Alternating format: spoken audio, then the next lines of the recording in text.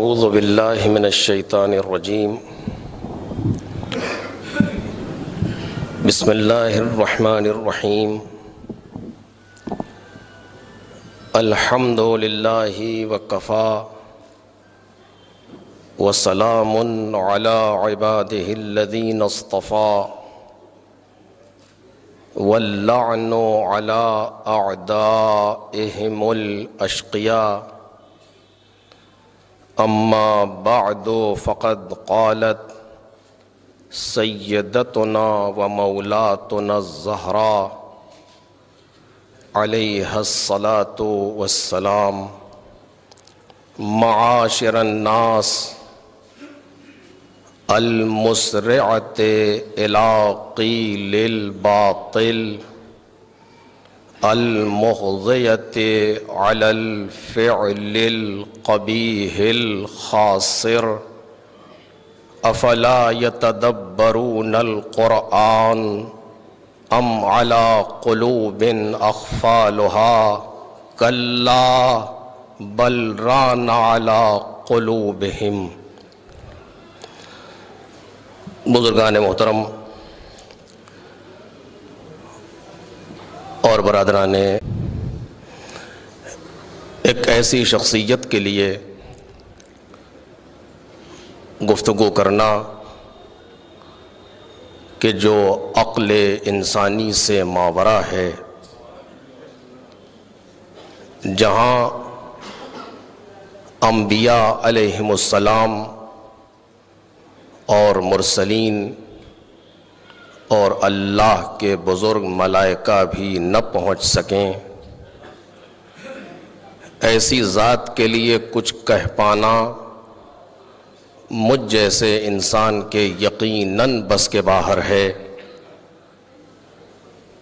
لہذا مناسب سمجھا گیا کہ خود جناب سیدہ کے ہی کچھ جملوں کو آپ کے لیے تبرکاً گزارش کروں،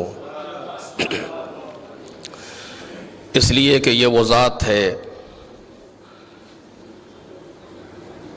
کہ یہ بالکل حق ہے۔ ابھی آپ اشعار میں بھی سن رہے تھے کہ جس کو نہ ابھی تک سمجھا گیا ہے اور نہ کما حقہ سمجھا جا سکتا ہے، چونکہ لفظ فاطمہ کے معانی پر جو حدیث ہے وہ اس میں سے ایک حدیث یہ ہے کہ لأن الخلق فطموا عن معرفتها، ان کو فاطمہ اس لیے کہا جاتا ہے کہ لوگ مخلوقات ان کی معرفت سے دور ہیں، منع کیا گیا ہے، یعنی منعو۔ جو معرفت جناب سیدہ ہے وہ یقیناً کوئی بھی انسان اسے ادا نہیں کر سکتا، مگر کم از کم جتنا ہم محسوس کر سکتے ہیں اتنا ہماری ذمہ داری بنتی ہے کہ محسوس کریں۔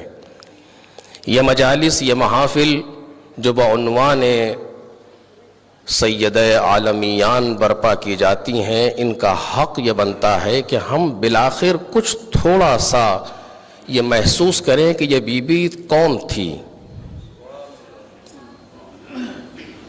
اس لیے گفتگو بہت ہے، لیکن میں ظاہر سی بات ہے کہ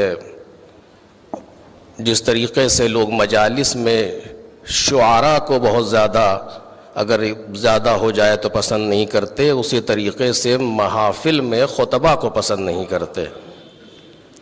لہٰذا میں اس کا خیال رکھتے ہوئے جلدی سے بات کو ختم کروں گا، اور ایسے بھی مجھے جانا ہے، ابھی ہماری ٹرین بھی ہے، لہٰذا معذرت خواہ ہوں بات کے آنے والے شعراء سے کہ میں ان کی خدمت میں نہیں رہ سکتا۔ گفتگو جناب سیدہ کے سلسلے میں بہت ہے، اور جتنا بھی گفتگو کیا جائے اس موضوع پر کم ہے، اس لیے کہ یہ وہ خاندان ہے کہ جہاں کی ایک ایک فرد بغیر کسی مقصد کے کوئی کام انجام نہیں دے سکتی۔ میں ایک ایک جملوں پر گفتگو کروں گا آپ کے سامنے، جملوں کی حد تک، پیغمبر سے لے کر کے آخری امام تک جتنے بھی یہ الفاظ استعمال کرتے ہیں سب کے سب مرضی پروردگار ہیں۔ بغیر کسی استثناء کے، میں پوری ذمہ داری سے بات کر رہا ہوں، جتنے بھی الفاظ ائمہ طاہرین کی زبان پر آتے ہیں سب مرضی پروردگار ہیں۔ ایک، جتنے بھی افعال یہ انجام دیتے ہیں وہ بھی سب مرضی پروردگار ہیں۔ ان کا بیٹھ جانا بھی مرضی پروردگار ہے، ان کا اٹھ جانا بھی مرضی پروردگار ہے، ان کا کسی کو بلا لینا مرضی پروردگار ہے، کسی کو پاس سے ہٹا دینا مرضی پروردگار ہے۔ دنیا کا یہ وہ واحد خاندان ہے کہ جہاں پر کوئی بھی کسی بھی طرح کا کوئی ایسا انگیزہ، کوئی ایسی چیز نہیں پائی جاتی کہ جو اپنی طرف منسوب کی جا سکے۔ میرا دل چاہتا ہے، مجھے سکون ملتا ہے، میرے انتقام کا تقاضا ہے، میرے دل کی ٹھنڈک کو، یہ میرے یہ اہل بیت کے یہاں نہیں ہے۔ اور اگر ہو بھی تو کوئی مشکل نہیں ہے۔ اگر اہل بیت کوئی کام اپنی مرضی سے کریں تب بھی مشکل نہیں ہے، اس لیے کہ یہ وہ ہیں کہ جن کی مرضی خدا کی مرضی ہے۔ اس پر پیغمبر کی احادیث کی بھی سند موجود ہے، قرآن مجید کی آیت کی بھی سند موجود ہے، ساری چیزیں ہیں، وقت میں گنجائش نہیں، یہ بھی کر سکتے ہیں۔ اس کے باوجود کسی چیز کو اپنی جانب منسوب نہیں کرتے۔ ان کا کام صرف تدعون الی اللہ ہے، بقول زیارت جامعہ کے۔ ایک مسئلہ۔ دوسری بات جس پر توجہ دینا چاہتا ہوں وہ یہ کہ اہل بیت کا کوئی عمل، بہت توجہ کیجئے گا، کوئی عمل کسی اعتبار سے محدود نہیں ہے۔ کوئی بھی عمل یا کوئی بھی جملہ اہل بیت علیہ الصلوۃ والسلام کا کسی بھی اعتبار سے محدود نہیں ہے، نہ زمانے کے اعتبار سے، نہ جغرافیائی حدود کے اعتبار سے۔ آپ کسی بھی عمل کے لیے یہ نہیں کہہ سکتے کہ یہ بات اہل بیت علیہ الصلوۃ والسلام نے اس زمانے کے لیے کی تھی، آج اس کا کوئی تعلق نہیں ہے، نہیں کہہ سکتے آپ۔ یا یہ جملہ اہل بیت علیہ الصلوۃ والسلام نے فلاں جگہ کے لیے کہا تھا، آج اس کا کوئی سے۔ قرآن مجید کی آیات غیر محدود ہیں زمان و مکان کے اعتبار سے، اسی طریقے سے اہل بیت علیہ الصلوۃ والسلام کے جملات اور اعمال و افعال و اقوال غیر محدود ہیں زمان و مکان کے اعتبار سے۔ دو، اب ایسے موقع پر اگر جناب سیدہ گفتگو کر رہی ہیں تو وہ گفتگو غیر محدود قرار پائے گی۔ توجہ کیجئے، وہ غیر محدود گفتگو ہے، یعنی کیا مطلب؟ آپ یہ نہیں کہہ سکتے کہ یہ گفتگو صرف ان لوگوں سے ہے جن سے کر رہی ہیں، نہیں، وہ گفتگو آج بھی اسی طریقے سے اپنا عمل رکھتی ہے جیسے کہ ان لوگوں کے سامنے عمل رکھے ہوئے تھی، آج بھی وہی کیفیت۔ جس طرح سے آپ قرآن مجید کی کسی آیت کے لیے یہ نہیں کہہ سکتے کہ یہ آیت اسی وقت کے لیے تھی، حتیٰ اگر نام بھی لے رہی ہو کسی کا، آپ محدود نہیں کر سکتے کہ تبت یدا ابی لہب کے معنی یہ ہے کہ بس وہ جس کے لیے کہا گیا تھا، جی نہیں، وہ ہر زمانے کے ابو لہب پر گفتگو کر رہی ہے۔ وہ غیر محدود ہے اپنے افادیت کے اعتبار سے، سوال ہی نہیں پیدا ہوتا کہ محدود ہو جائے قرآن مجید کی کوئی آیت۔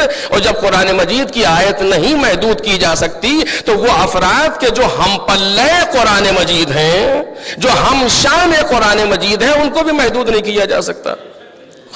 اب ایسے موقع پر میں صرف ایک جملہ جناب سیدہ کی اس تقریر سے پیش کر رہا ہوں کہ جس کو خطبہ فدق کہا جاتا ہے، خطبہ فدقیہ۔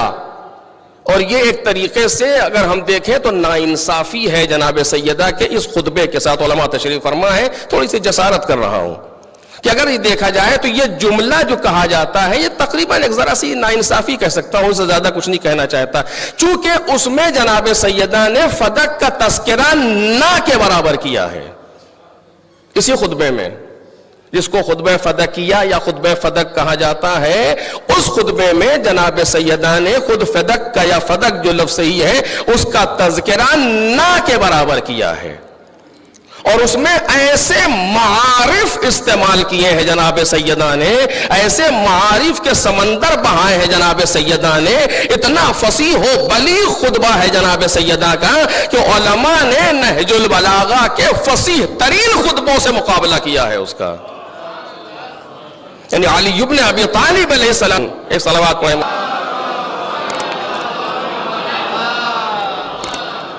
مولا کے فصیح ترین خطبوں کے سامنے لایا جا رہا ہے یہ خطبہ جو جناب سیدہ سلام اللہ علیہ دے رہی ہیں مسجد کے اندر. وہ ایک اتنا ایسا عظیم خطبہ ہے، لیکن اس کو لفظ فتح سے مخصوص کیا گیا. کر رہی ہیں رسالت پر جناب سیدہ گفتگو کر رہی ہیں، امامت پر جناب سیدہ گفتگو کر رہی ہیں، احکام الہی پر جناب سیدہ گفتگو کر رہی ہیں، معارف دین و شریعت پر جناب سیدہ گفتگو کر رہی ہیں، اور آنے والے زمانے کے لیے جناب سیدہ گفتگو کر رہی ہیں. مجھے اس سے بہرحال بحث نہیں ہے، اس پر ایک ایک لفظ پر باقاعدہ گفتگو ہونی چاہیے فاطمیہ کے دوران جناب سیدہ کے خطبے پر، کہ جو اتنا عظیم خطبہ جناب سیدہ سلام اللہ علیہ نے ارشاد فرمایا. اس کا ایک جملہ آپ کے سامنے گزارش کر رہا ہوں اور اسی پر بات ختم ہو جائے گی.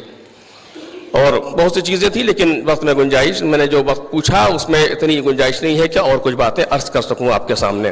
خوب ایک سے گفتگو کی جناب سیدہ نے. توحید کے بارے میں کہا، رسالت کے بارے میں کہا، اپنے بارے میں کہا، اور عجیب شان سے کہتے اپنے بارے میں ایھا الناس اعلموا انی فاطمہ، اے لوگو جان لو کہ میں فاطمہ ہوں. آپ دیکھیے میں خود نہ کوئی شخصیت ہوں، نہ کچھ ہوں، نہ کچھ بھی نہیں، ایک طالب علم، وہ بھی ناکارہ طالب علم، لیکن یہاں جتنا مجمع بیٹھا ہے وہ مجھے جانتا ہے. کیوں جو نہیں جانتے کہ مسئلہ پوسٹر سے انہیں پتا ہے کہ ہم تقریر کریں گے، اور میں یہاں آ کر کے آپ کے سامنے کہوں کہ اے لوگوں جان لیجئے کہ میں زیغم الرضوی ہوں، تو آپ کیا کہیں گے کہ یہ کوئی کہنے کی بات ہے؟ ہم جانتے ہیں کہ آپ زیغم الرضوی، کہیں اور کہیے جہاں کوئی نہ جانتا ہو آپ کو. خوب جناب سیدہ یہ خطبہ روم میں نہیں دے رہی، جناب سیدہ یہ خطبہ جا کر کے یمن میں نہیں کہہ رہی ہیں، یہ خطبہ مسجد النبی مدینے میں کہا جا رہا ہے، اور مدینے میں کہہ رہے ہیں ایھا الناس اعلموا انی فاطمہ و ابی محمد، اے لوگو جان لو کہ میں فاطمہ ہوں، میرا بابا محمد ہے. کیا کر رہی ہیں؟ کوئی مذاق کر رہی ہیں مثلا؟ اس پر گفتگو نہیں کرنا مجھے، نعوذ باللہ. یہ وہ ہے جو مرضی پروردگار کی گفتگو ہے. کیوں کہہ رہی ہیں اس طریقے سے؟ چونکہ ایک جملے میں جناب سیدہ سلام اللہ علیہ نے پورے فضائل کا سمندر سمیٹ دیا ایک جملے میں، اور تمام تر لوگوں کی نالائقیوں کو جناب سیدہ نے آئینے کے طور پر دکھا دیا اسی ایک جملے سے. اسی ایک جملے سے اے لوگوں جان لو کہ میں فاطمہ ہوں، میرے بابا محمد ہیں. کیا مطلب؟ میں وہ ہوں جس کے لیے میرا بابا کھڑا ہوتا تھا، میں وہ ہوں جس کے دروازے پر بابا آ کر کے سلام کرتے تھے، میں وہ ہوں جس کا ہاتھ چوما کرتے تھے، میں وہ ہوں جس کا استقبال کیا کرتے تھے، میں وہ ہوں جس کو اپنی جگہ پر لا کر کے بٹھاتے تھے، میں وہ ہوں، میں وہ ہوں. آپ پڑھتے چلے جائیے، ایک جملے سے جناب سیدہ بتا رہی ہے کہ میں کیا ہوں. ایک صلوات پڑھیں محمد اور آل محمد.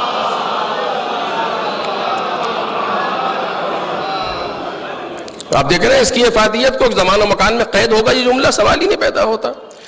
گفتگو کی اپنے بارے میں، لوگوں کے بارے میں گفتگو کی، سامنے جو شخص بیٹھا ہے اس کے بارے میں گفتگو کی، اس کے بعد متوجہ ہوتی ہے لوگوں کی طرف جو وہاں بیٹھے ہوئے ہیں.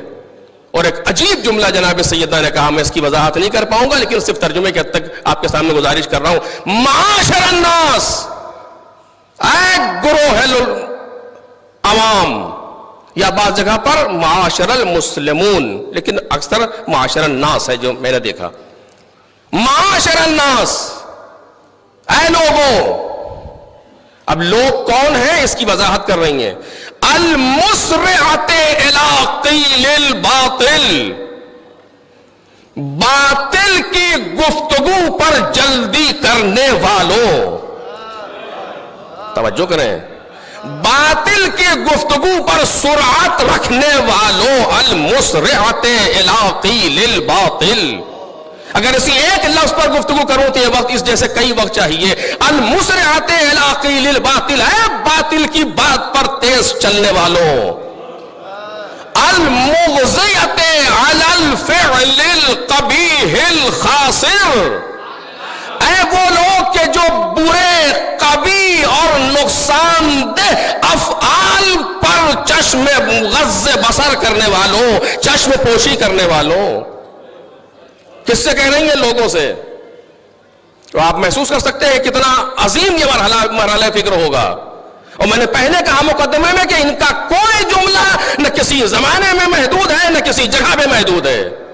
یعنی آج بھی جناب سیدہ لوگوں سے یہی کہہ رہی ہیں. توجہ کیجئے،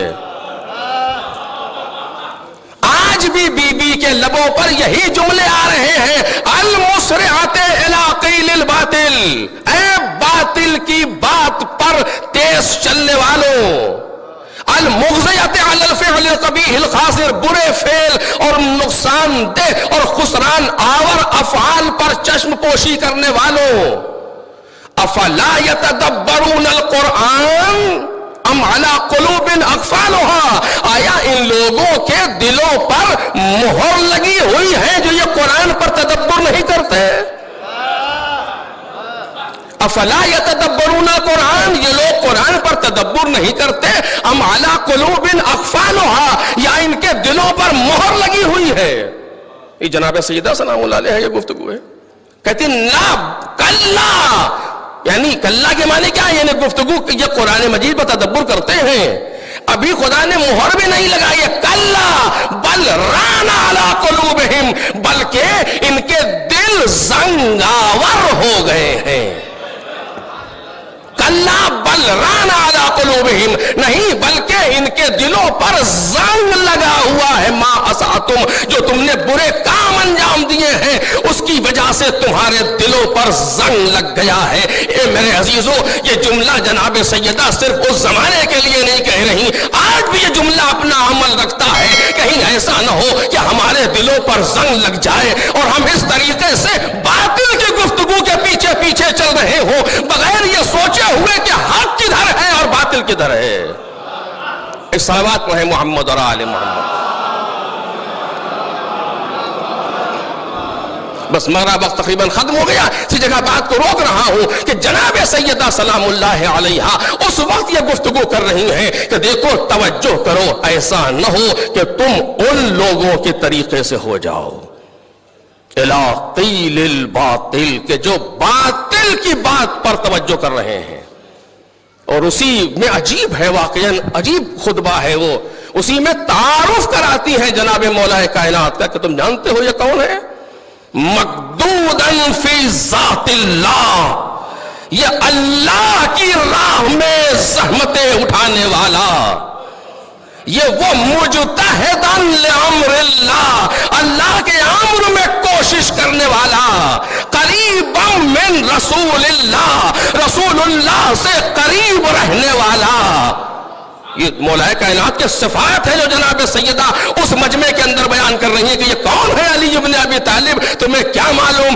ناصحاً مجتہداً قاداً، یہ وہ ہے جو نصیحتیں کرنے والا، یہ وہ ہے جو کوششیں کرنے والا، یہ وہ ہے جو انسانوں کی اصلاح کرنے والا. اور تم کون لوگ ہو؟ تم وہ ہو کہ متنعمون، تم جو نعمتوں میں غرق بیٹھے ہوئے ہو، الفاکہون، ادھر ادھر من الطعام من العیش، تم لوگ اپنی عیش کی زندگی میں گم ہو چکے ہو، تم ان کے مقابلے میں کھڑے ہو رہے ہو. ارے تم وہ ہو کہ جو ہر جنگ سے بھاگنے والے، کسی جنگ میں نہ ٹکنے والے، تم وہ ہو کہ جو منتظر رہتے تھے کہ ہم اہل بیت کے لیے کوئی بری خبر تمہارے سامنے آئے. دیکھ رہے ہیں آپ کہ جناب سیدہ گفتگو کر رہی ہیں، اور یہ صرف اس زمانے کے لیے نہیں ہے، میں پہلے کہہ چکا، بلکہ ہر زمانے میں. وآخر دعوانا ان الحمد للہ رب العالمین.